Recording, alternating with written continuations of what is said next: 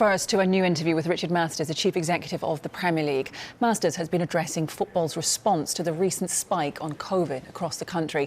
He's urged players to stop hugging when celebrating goals, but remains cautiously optimistic the season can be completed despite the wave of recent postponements. Masters has also ruled out Premier League players receiving the vaccine early, saying it's only right to prioritise vulnerable people and frontline workers.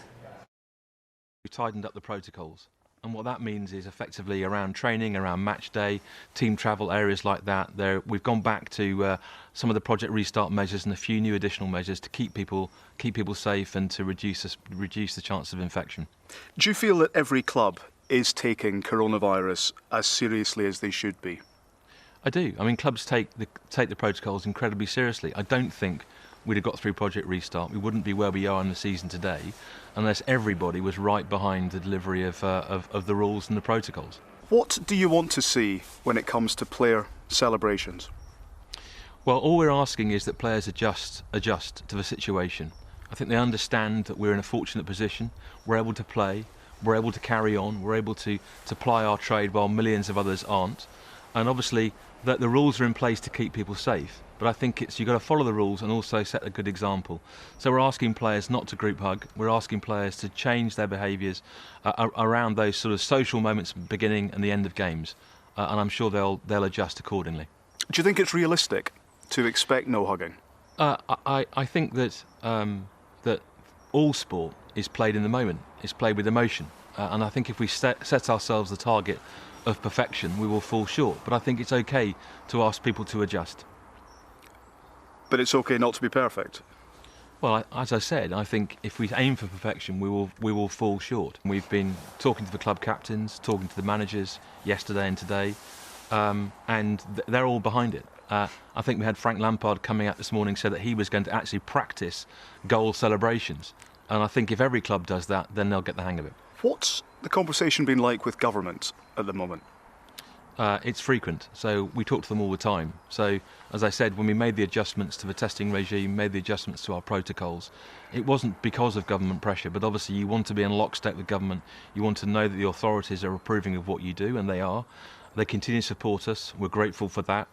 And we're optimistic, cautiously optimistic, that we're going to be able to complete the season on May the 23rd. Do you feel that football has a perception issue with some within Parliament? Yeah, I do. I mean, it manifests itself every now and then. All we can do is to keep doing the right things, to keep the show on the road, and to prove ourselves as part of a national effort. But we also accept that the role we play in society, there is justifiable additional scrutiny. And it's there, and it will always be there. And you kind of want it to be there because that's the price you pay for the popularity of the game and the popularity of the Premier League in this country and around the world. So I think it comes with additional responsibilities. Are the Premier League ever going to consider a circuit break? We haven't considered it, and we've got no plans to do so. We made a decision to start the season on September 12. We know there's a hard stop with the European Cup finals and then the Euros taking place. There's only so many weekends and midweeks to pack things in. So it's not a strategic option that is really available to us, and we believe it's safe to play. Government believe it is also. So I think we have a responsibility to carry on.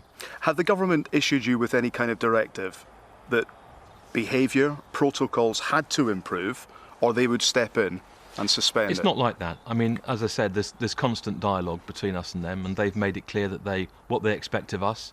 That will remain private between us and them, and we're in dialogue with our clubs. I'm sure we can get this right.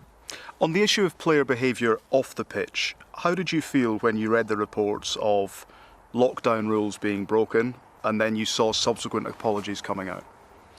Well, obviously very disappointing to see anybody within football, players or otherwise, breaching government guidelines.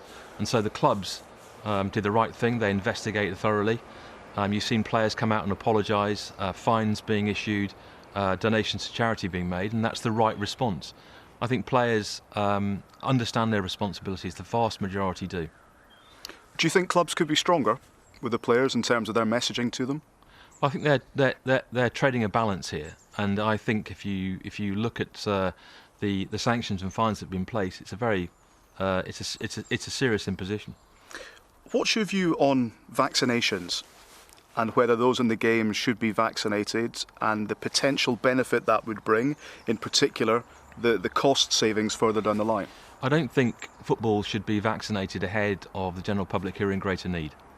And clearly vaccination is one way out of the considerable uncertainty we find ourselves in at the moment. But it should only be done at the right time. I can't judge when that moment is going to be, but as I said, it should be at the right time. Has that even been discussed, the possibility of anyone within the game being vaccinated? Oh, I think everyone is thinking about the next few months. We plan ahead. When could this possibly happen? I think what we're clear about is until the vulnerable and frontline workers are done, there's no conversation to be had. How far is the Premier League prepared to go if clubs and players breach your COVID protocols? Well, hopefully it won't come to that. I mean, we have a sanctioning regime in place for our protocols at the moment with clubs. It's the FA that do have jurisdiction over on pitch. It's the clubs themselves that are looking at breaches of government regulations, and we are there to regulate the behaviour of clubs. And so, if you feel there are significant and serious breaches of protocols, then we have sanctions at our disposal. I don't want to say what they are because at the moment it's rare and far between if anything goes wrong. We have sanctioned clubs in the past, but for non-significant breaches. Could you say, for instance, that the Premier League would consider a points deduction if it was serious enough? I don't want to get into what could happen. At the moment, we're on track. We're trying to adjust to the new situation. We've put new protocols in place. Everyone knows that they've got to be taken seriously, and there'll be sanctions and consequences if there are breaches. But it's not right to speculate what those might be.